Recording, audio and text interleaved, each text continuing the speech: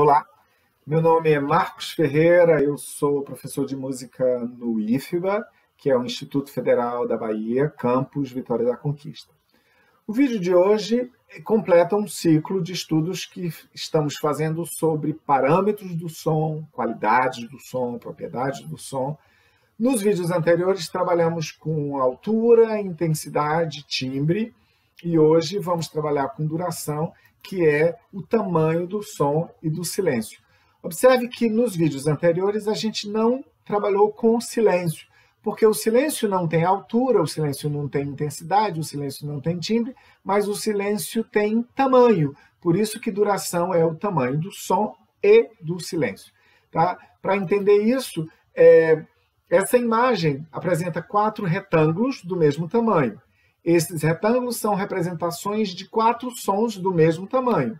Eu vou escolher aleatoriamente o tamanho de cada som. Então, eu tenho aqui um pulso, definir que cada som é do tamanho desse pulso. Então, eu vou ter tá, tá, tá, tá. Veja que não tem nenhuma informação que me obrigue a escolher o tamanho desses sons. Então, eu tenho liberdade para isso. Às vezes essa liberdade não é assim tão, às vezes não há essa liberdade, né? Às vezes os compositores definem o tamanho do tempo de forma numérica, que tem relação com o andamento metrônomo. Então, as interpretações às vezes podem ser bastante rigorosas às ideias do compositor com relação ao tempo. Mas nesse caso aí eu tenho liberdade e se eu tivesse uma série gigantescas de sons desse mesmo tamanho, né, de sons do mesmo tamanho, eu teria um trecho musical meio que, né, gerando uma monotonia, porque sons iguais geram ou silêncios gigantescos, né, gera monotonia. Então, os trechos musicais eles trazem uma dinâmica que tratam de tamanhos diferentes, né, de sons e silêncio. O ritmo, na verdade, é a combinação de diferentes tamanhos de sons e de silêncios. E esse trecho aqui, veja que eu tenho os parênteses no início trazem um quadrado, que é a indicação de qual é a representação gráfica, né, do som que vai ser do tamanho do tempo. Então, aqui a liberdade já não é tão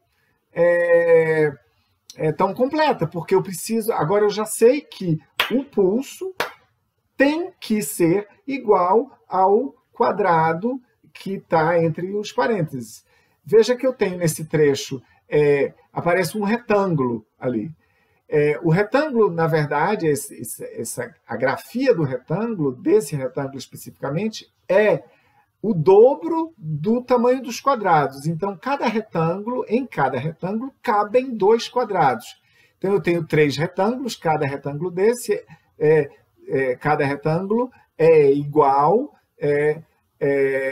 são iguais a 2 tempos. O terceiro retângulo aparece um X, assim como o terceiro quadrado também aparece um X. Esse X é a representação gráfica, nesse caso aqui específico, do silêncio. Por que eu não faço o silêncio, então, um espaço vazio? Porque o silêncio, eu disse no início que o silêncio tem tamanho. Então, se fosse espaço vazio, eu não teria como definir o tamanho do silêncio. Então, primeiro existe uma representação gráfica que me diz qual é o tamanho do tempo, e depois, no trecho musical, aparece a informação se aquele tempo é som ou silêncio. Então, veja que eu tenho ali o primeiro X é um silêncio do tamanho do tempo, e o segundo X é um silêncio que vale 2 tempos, né? Um silêncio que é o dobro do tempo, né? Então, esse trecho musical, eu vou executá-lo. Veja que eu escolhi o tamanho do pulso. Então, o quadrado é desse tamanho. Tá, tá, tá, tá, tá, tá. Ok? Veja, eu falei, né, inicialmente sobre pulso, né, sobre pulsação, sobre tempo. O que é isso? É a unidade temporária de uma obra musical. Por que é temporária? Porque ela é flexível, né? Esse tamanho do tempo ele pode variar, eu posso fazer um tempo lento, enfim, né? A gente vai ver isso aqui agora. Essa unidade temporária, então, define a relação de tamanho entre os sons e os silêncios, tá? Voltando aqui à imagem, esse trecho musical nos traz a informação de que eu tenho 11 tempos e 6 sons e 2 silêncios, tá? Veja, observe aí, né? Os 3 retângulos têm 2 tempos cada um, e os quadrados é um tempo cada um. Então, eu tenho 2 tempos iniciais em som, depois mais um tempo de silêncio, depois 2 sons, cada um igual a 2 tempos, depois um silêncio de 2 tempos e 2 sons de um tempo cada um, né? Ficou claro?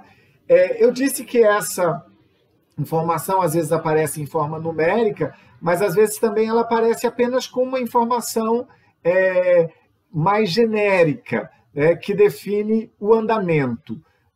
Então, cabe ao intérprete, a partir dessa informação, ter uma média, se o andamento vai ser lento, se o andamento vai ser rápido ou muito rápido, enfim. O que é? O andamento, então, define se o trecho será executado lento, moderado ou rapidamente, tá?